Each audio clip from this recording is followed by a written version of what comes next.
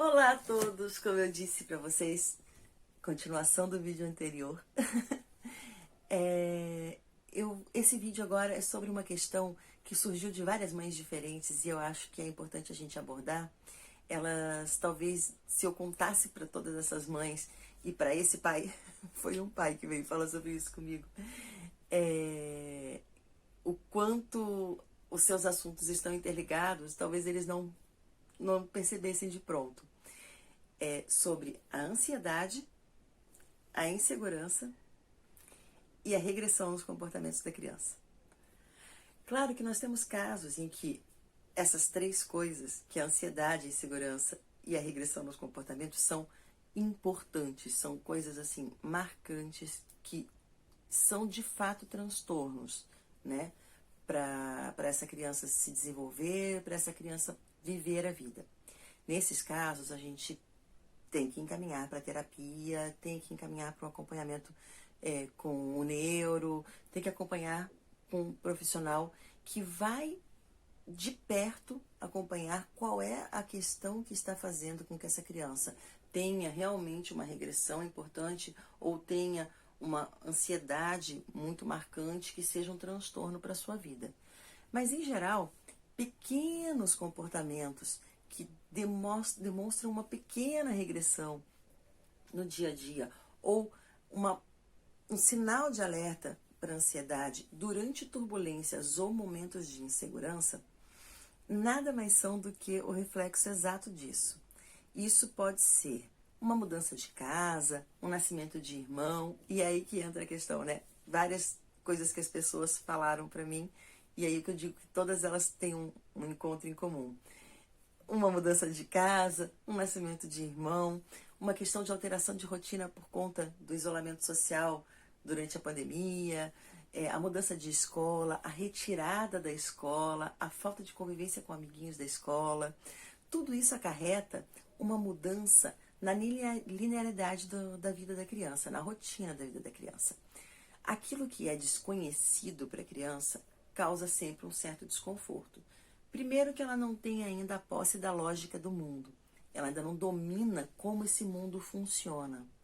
Então, quando esse mundo, de repente, não funciona exatamente como funcionava e ela entendia aquele momento de rotina dela, ela já para e pensa que existe muito mais, e talvez até mais do que exista realmente, de imprevistos no mundo. E isso gera insegurança, isso gera medo. E assim, um mecanismo de defesa da criança imediato para esse tipo de medo é voltar para o ponto de segurança. E onde é esse ponto de segurança? É onde ela é aquela pessoa que ela sabia que ela era, onde ela vive com aquelas pessoas que ela sabia quem ela é, que eram aquelas pessoas, naquele lugar que ela conhecia. Então, regredir é muito fácil. Regredir é um mecanismo de defesa muito simples, muito à mão para a criança. E aí a criança começa a, nesses momentos, fazer xixi na cama, ou demandar novamente uma fralda que ela já tinha abandonado, chupar um dedo quando ela já tinha desmamado, ou uma criança que usasse chupeta, que já tinha deixado a chupeta, a fala, demonstrar momentos de pipipi, falinha, tati-bitati. Isso tudo não é uma manha, não é uma coisa feita para afronta, não é um desafio, nem é um desaprender. Muitas vezes isso é só uma busca pelo conforto de estar onde se conhece e ser quem se sabe que é. Qual é a melhor maneira da gente trabalhar com isso? Não brigar por causa disso, porque nenhuma criança faz xixi na cama deliberadamente porque quer punir ou desafiar ou qualquer coisa assim. Nem volta às fraldas porque está com preguiça de ir até o banheiro ou porque quer voltar a ser bebê porque quer a comodidade disso. Não. Na verdade, isso tudo é um pedido de ajuda, é um pedido de socorro pra gente, que é adulto, para que a gente ligue o nosso alerta de que ela está numa base que não é sólida. Então, a gente pode trabalhar com isso indo muito mais nessa base, solidificando essa base, firmando essa estrutura que dá segurança para a criança e que suporta o seu desenvolvimento para que esse comportamento, que é efeito dessa insegurança, desapareça, porque a insegurança desapareceu. Então, o que a gente pode fazer? Primeiro, escuta atenta e observação para saber de onde vem a mudança de rotina, de onde vem a alteração daquilo que a criança, de repente, pode estar percebendo no seu meio, que pode estar lhe causando o desconforto. O segundo ponto é a escuta, né? Se a gente, de repente, tem uma criança que já é oralizada, que consegue organizar os pensamentos, ouvi-la, dar espaço para que ela fale realmente sobre os seus sentimentos e sobre os seus medos e as suas angústias. E depois disso, de identificar, né, por observação e por escuta, o que realmente está causando esse tipo de incômodo para a nossa criança, procurar lidar com isso na fonte do problema. Então, se é algo que a gente pode trabalhar com a criança, uma adaptação de rotina, a gente trabalha isso com a criança. Se é algo que está fora do nosso controle, como o caso do isolamento social na pandemia ou a suspensão das aulas nas escolas, a gente trabalha com a formação e a informação da criança nesse sentido. A criança precisa saber, a gente explicar para a criança o motivo pelo qual ela não está podendo ir para a escola nesse momento, que a escola está fechada, que nós estamos atravessando um momento transitório de dificuldade, que isso vai passar dentro em breve, que nós vamos retomar a nossa vida e que assim que as coisas estiverem ok, que as escolas vão reabrir, por exemplo, né?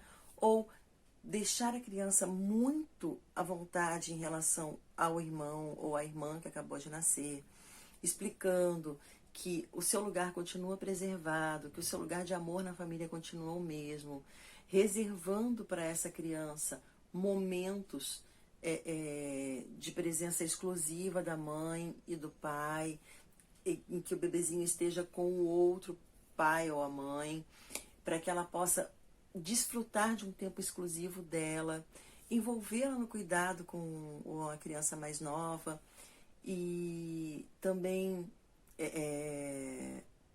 uma série de outras coisas que eu acho que demandam um vídeo exclusivo para isso. Acho que a gente pode pegar e abraçar esse tema mais para frente, que é a chegada de um novo irmão, de uma nova irmã. E também, junto com isso tudo, não negar as emoções negativas da criança.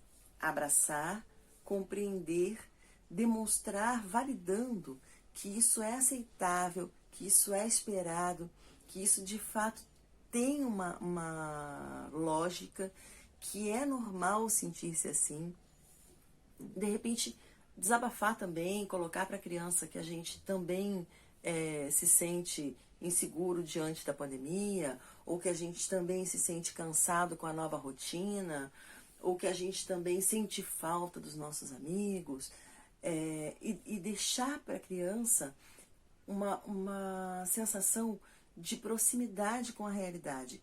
Isso vai fazendo com que a criança fique mais segura, que ela perceba que ela pode contar com você e que esse comportamento regressivo ou inapropriado vá desaparecendo, não porque a gente coibiu o comportamento em si, não porque a gente brigou porque tá roendo a unha, nem porque a gente deu a bronca por causa do colchão molhado, mas que a gente conseguiu, de fato, contornar aquilo que gerava esse comportamento.